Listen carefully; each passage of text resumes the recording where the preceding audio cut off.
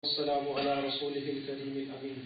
All praise to Allah Almighty, salutations upon Rasulullah sallallahu alayhi wa sallam and his blessed household.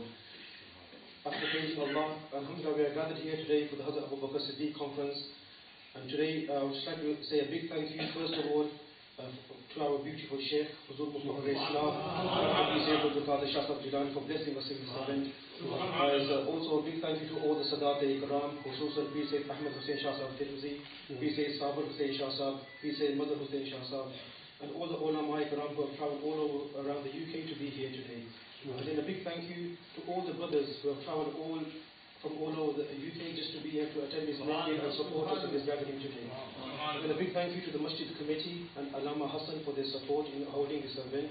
May Allah subhanahu wa ta'ala give us the tawfiq to follow in the footsteps of our Shaykh, celebrating the days of these pious people, and especially in celebrating the days of Hazrat Abu Bakr Siddiq and the Khulafa'i Rashideen and the Ahlul Bayt. I would like to finish with these words.